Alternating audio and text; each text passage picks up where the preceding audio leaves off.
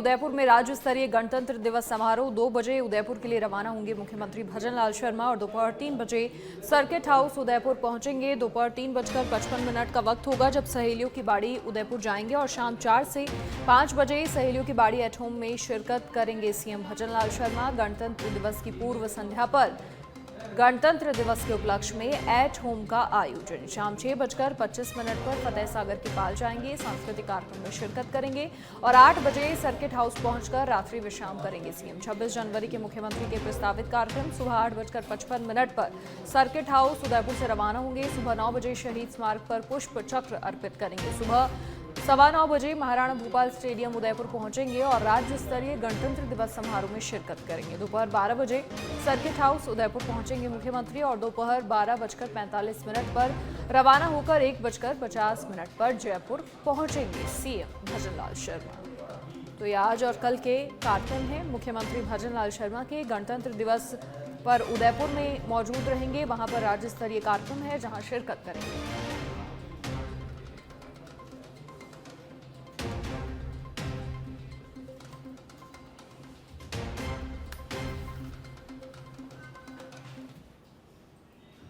और उदयपुर में राज्य स्तरीय गणतंत्र दिवस समारोह 2025 2 अधिकारियों को राष्ट्रपति पुलिस पदक और 12 को योग्यता प्रमाण पत्र मिलेगा। गणतंत्र दिवस की पूर्व संध्या पर 15 अधिकारी पुलिस पदक से सम्मानित होंगे।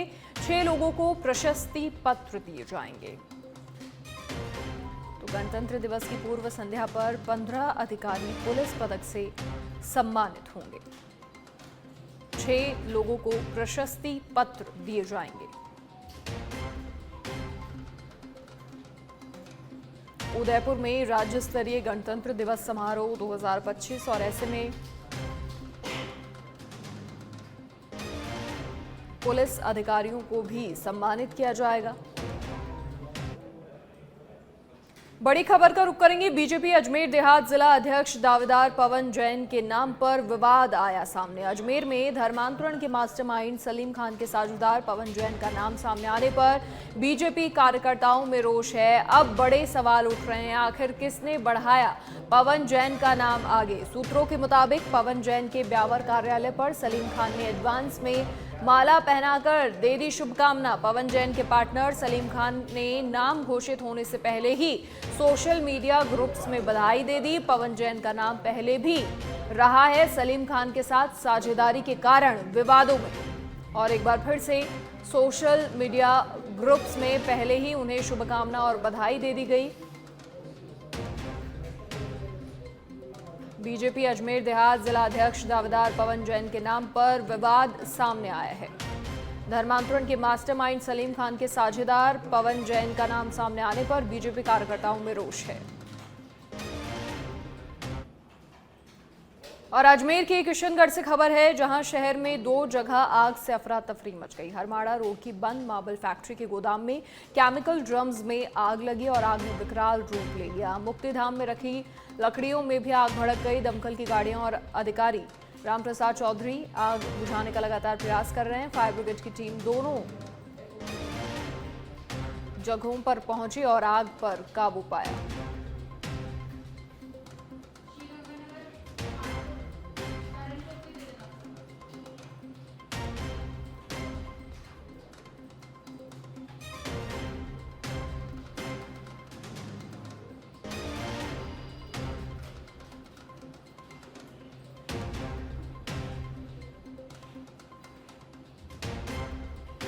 तो अजमेर के किशनगढ़ से खबर है, जहां शहर में 2 जगह आग से अफरा तफरी।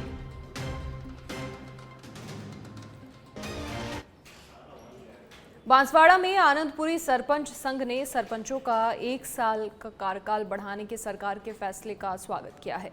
पूर्व कैबिनेट मंत्री महेंद्रजीत सिंह मालवीय के निवास पर जाकर आतिशबाजी के साथ स्वागत हुआ और सीएम भजनलाल शर्मा का आभार जताया गया।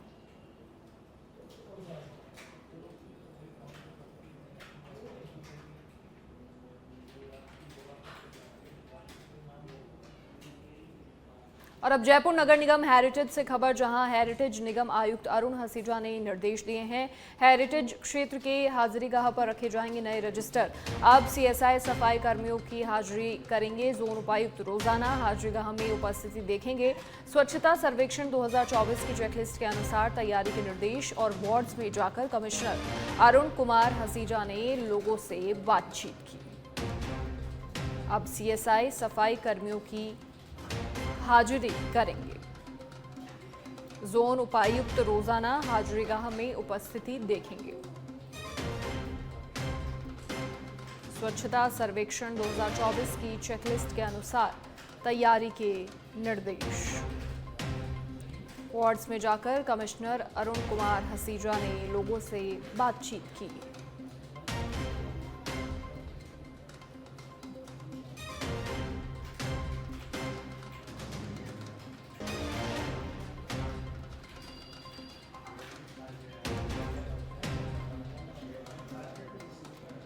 हेरिटेज क्षेत्र के हाजिरीगाह पर रखे जाएंगे नए रजिस्टर्स और सीएसआई सफाई कर्मियों की हाजिरी करेंगे।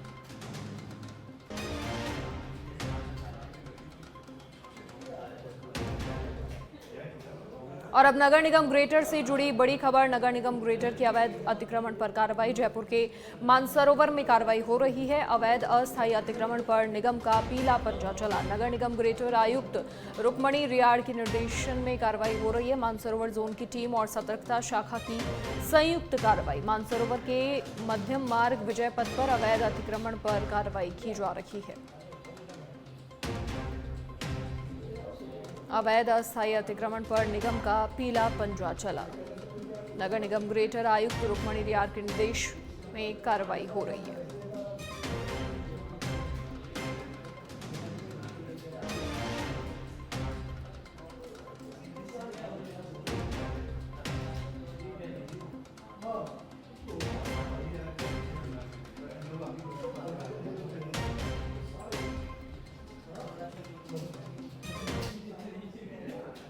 और बड़ी खबर का रुख करेंगे। फिर इतिहास रचने को तैयार है इसरो। श्रीहरिकोटा से 100वीं लॉन्चिंग की तैयारी पूरी। जीएसएलवी F-15 रॉकेट से NVS-02 मिशन को लॉन्च किया जाएगा। इस मिशन के तहत NVS-02 उपग्रह को प्रक्षेपित किया जाएगा, जो भारत के स्वदेशी नेविगेशन विद इंडियन कंस्टलेशन प्रणाली को मजबूत करेगा। NVS-02 उपग्रह है जो नाविक NAVIC उपग्रह प्रणाली का हिस्सा है। श्रीहरिकोटा के सतीश धवन अंतरिक्ष केंद्र से लॉन्च किया जाएगा। 29 जनवरी को 6:23 का वक्त होगा जब GSLV F-15 रॉकेट से NVS-02 मिशन लॉन्च किया जाएगा। NAVIC भारत का स्वदेशी क्षेत्रीय नेविगेशन उपग्रह प्रणाली है, जो सटीक स्थिति गति संबंधित सेवाएं प्रदान करने के लिए डिजाइन किया गया है।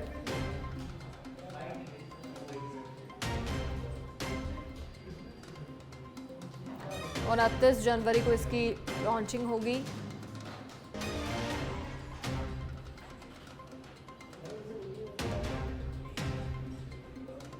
ये सटीक स्थिति गति संबंधित सेवाएं प्रदान करने के लिए डिजाइन किया गया है।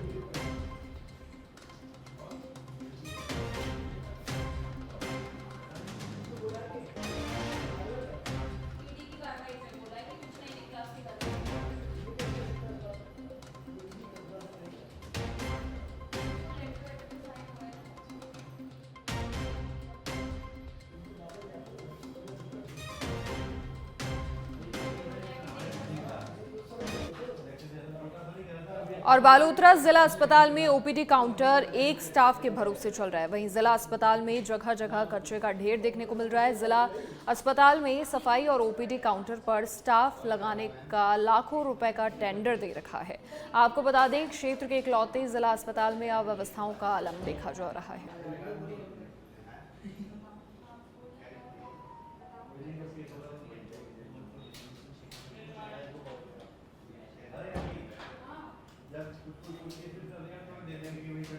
झुंझुनू की रहने वाले एक शख्स ने समाज सेवा को ही अपना जुनून बना लिया है। करीब 14 साल पहले सड़क हादसे में घायल चाचा को किसी ने अस्पताल नहीं पहुंचाया।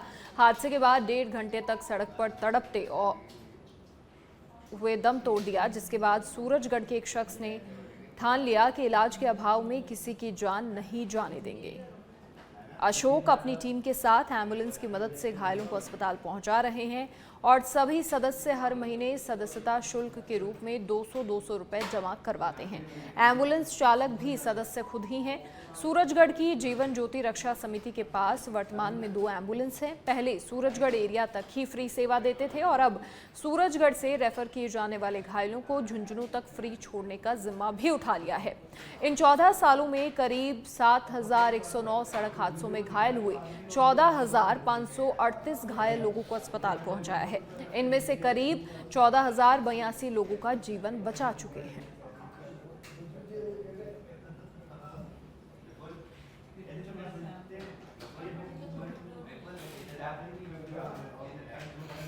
चौदह वर्षों से सूरजगढ़ कस्बे के आसपास के 20-22 किलोमीटर के एरिया में संचालित है, जिसमें से कहीं भी सड़क दुर्घटना की सूचना मिलती है, ग्रामीणों के द्वारा या किसी वाहन चालक के द्वारा हादसा देख की सूचना दी जाती है, तो लगभग 7 से 10 मिनट में एम्बुलेंस वहां पे पहुंचती है और घायल को ग्रामीणों की मदद से एम्बुलेंस के द्वारा सरकारी अस्पताल में उपचार के लिए निःशुल्क उपचार करवाती है और जब तक उनके परिजन नहीं आते तब तक उस मरीज का या घायल का देख रेख करती है।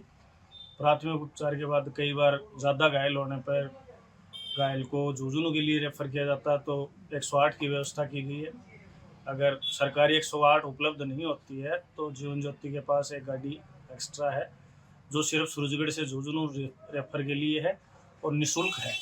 जीवन ज्योति रक्षा समिति सूरजगढ़ क्षेत्र के 20 से 25 किलोमीटर के दायरे में बहुत अच्छा काम कर रही है। जहां जो भी कोई भी हादसा हो जाता है, एक्सीडेंट हो या अन्य कोई किसी प्रकार का हादसा होता है, तो ये तुरंत सूचना के ऊपर वहां पहुंच जाते हैं मौके के ऊपर। जो भी घायल होता है, किसी भी अवस्था में होता है, उसको तुरंत वहां से लेके और नजदीकी हॉस्पिटल में, सरकारी हॉस्पिटलों में पहुंचाने का कार्य करते हैं। तथा साथ ही अगर कोई गंभीर घायल है तो उसको दूसरे अस्पताल में जब रेफर किया जाता है तो वहां तक भी ले जाने का निःशुल्क कार्य करती है संस्था। तो पहले लोग घबराते थे कि कोई सूचना देंगे, पुलिस के चक्कर लगाने पड़ेंगे, और आज हर आदमी के पास, हर नागरिक के पास जीवन ज्योति रक्षा समिति के संपर्क सूत्र, उनका कॉन्टेक्ट नंबर होता है।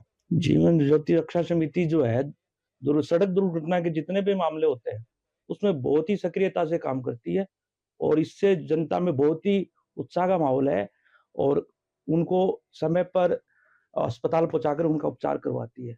इससे और भी लोगों में जागरूकता आई है और वो जीवन ज्योति रक्षा समिति के लोगों को फोन करके संपर्क करके उनको अस्पताल तक पहुंचाती है, जिससे यहाँ दुर्घटना जितनी हुई है उसमें लोगों को बहुत फायदा मिलता है और समय पे उनका उपचार हो पाता है। और पाली के सुमेरपुर कस्बे में मतदाता दिवस पर पीएमश्री विद्यालय में शपथ ग्रहण कार्यक्रम का आयोजन किया गया। कार्यक्रम में सर्वप्रथम मां सरस्वती के आगे दीप प्रज्वलित किया गया। वहीं कार्यक्रम में नए मतदाताओं को शपथ दिलाई गई। कार्यक्रम के मुख्य अतिथि उपखंड अधिकारी कालूराम कुमार और प्रधानाचार्य गजेंद्र सिंह राणावत मौजूद रहे।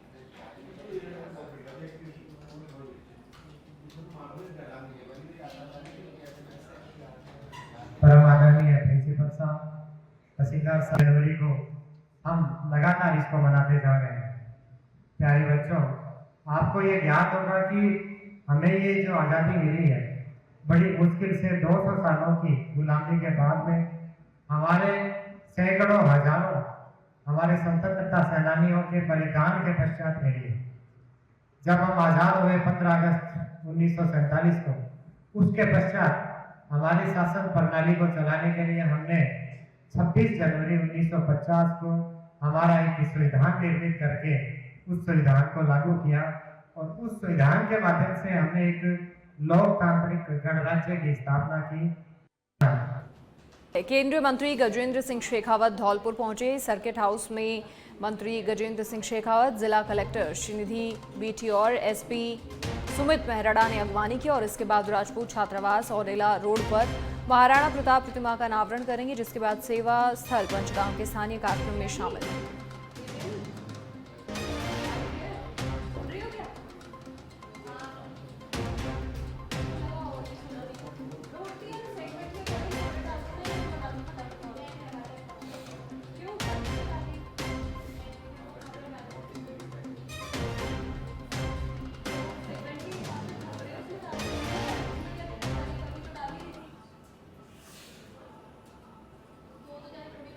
और जयपुर पुलिस कमिश्नरेट से अब खबर, एक साथ 7 पुलिस थानों की कमान एसआई रैंक के अफसरों को मिली। 1.5 दशक बाद शहर में पहली बार लिया गया फैसला। तबादला सूची में एसआई रैंक के अफसरों को दी गई पुलिस थानों की जिम्मेदारी। पहले पर्यटन थाने में ही मिल रही थी एसआई रैंक के अफसर को एसएचओ की जिम्मेदारी। Sanjay circle, airport, Lalkothi, Gandhinagar, Sindhi camp, Nahargarh और पर्यटन थाने में एसआई ही एसएचओ का काम करेंगे।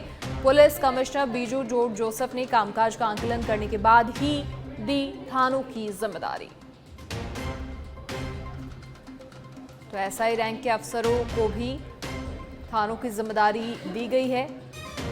पहले पर्यटन थाने में ही एसआई को एसएचओ की जिम्मेदारी मिलती थी, लेकिन अब कामकाज का आकलन करने के बाद थानों की जिम्मेदारी दी गई है। खबर कोटपुतली के बहरोड से है, जहां पर पूर्व विधायक बलजीत यादव पर ईडी की रेड के बाद उनका बयान सामने आया है। उन्होंने कहा कि मेरे यहां से ना तो 1 रुपए की जब्ती हुई है और ना ही इनकम टैक्स के कोई दस्तावेज की जब्ती हुई है, ना कोई ज्वेलरी की जब्ती हुई है। और इस हिसाब से रेड करो तो हिंदुस्तान के किसी भी एमएलए, मंत्री और मुख्यमंत्री, प्रधानमंत्री के खिलाफ कर सकते हो। और मेरे यहाँ से ना तो 1 रुपए की कोई जब्ती हुई है, ना कोई मेरे यहाँ बिना इनकम टैक्स में शो करवे कोई दस्तावेज हो, ऐसा किसी भी दस्तावेज की कोई जब्ती हुई है, ना कोई ऐसी ज्वेलरी नियम विरुद्ध है जिसकी जब्ती हुई है। कहने को ये कह सकते हैं कि मेरे यहाँ नियम विरुद्ध एक ऑल पिन की भी कोई जब्ती नहीं हुई। और सत्य सत्य होता है ना। और इस हिसाब से रेड करो तो हिंदुस्तान के किसी भी एमएलए, मंत्री, मुख्यमंत्री, प्रधानमंत्री किसी के भी खिलाफ कर सकते हो। हम सिर्फ अभिशंसा करते हैं, सिर्फ अभिशंसा कि फला कार्य करवा दिया जाए, और उस कार्य को करवाने की पूरी जिम्मेदारी होती है वो जिला प्रशासन की होती है, न कि किसी विधायक की होती है। इसलिए कोई लेना देना हमारा नहीं है। ये श्रीगंगानगर के पदमपुर से अब बड़ी खबर, जहां भीम आर्मी भारत एकता मिशन के सदस्यों ने चक्का जाम किया। पदमपुर श्रीगंगानगर मार्ग पर चक्का जाम किया गया। टोल से जुड़ी 4 सूत्री मांगों को लेकर रोष प्रकट किया गया। पदमपुर पुलिस प्रदर्शनकारियों से वार्ता कर रही है। तो भीम आर्मी भारत एकता मिशन के सदस्यों ने चक्का जाम किया। पदमपुर श्रीगंगानगर मार्ग पर ये जाम किया।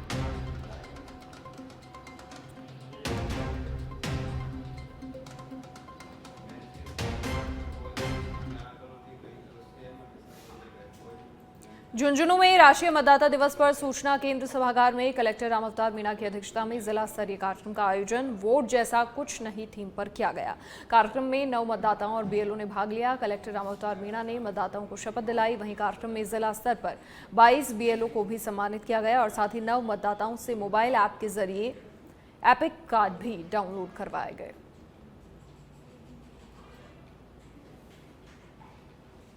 राष्ट्रीय मतदाता दिवस के अवसर पर सूचना केंद्र में कार्यक्रम आयोजित किया गया है। हमने प्रथम बार मतदाता बनने वाले मतदाताओं को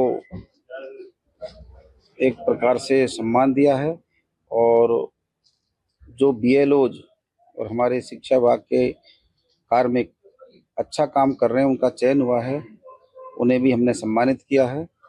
और इस अवसर पर यही हम संदेश देते हैं कि खबर श्रीगंगानगर के उपखंड क्षेत्र श्रीकरणपुर से है, जहां आज 15वें राष्ट्रीय मतदाता दिवस पर नगर पालिका सभा भवन में कार्यक्रम का आयोजन हुआ। कार्यक्रम में उपखंड अधिकारी, नायब तहसीलदार और साथ ही स्वीप प्रभारी सहित बड़ी संख्या में विभिन्न विभागों के कार्मिक और छात्र उपस्थित रहे। आपको बता दें, राष्ट्रीय मतदाता दिवस पर हुए इस कार्यक्रम में सभी कार्मिकों को मतदाता की शपथ दिलाई गई। चुनाव में हो, आपका योगदान अभूतपूर्व रहा है और हमने लोकसभा चुनाव में भी हमारा जो मतदान प्रतिशत था वो गंगानगर जिले में 1 नंबर पे था। और फिर ऐसे साल में भी आप सभी ने अपने टारगेट्स पूरे किए और जितने 9 मतदाता हमें जोड़ने थे उसका टारगेट आपने 100% अचीव किया और महिलाओं को जोड़ने में मैं 1 नंबर पे गई। हमारा जो जेंडर रेशियो था वो एसएसआर से तुरंत पहले यानी 28 अक्टूबर को जब ड्राफ्ट पब्लिकेशन हुआ था तब ये 920 था।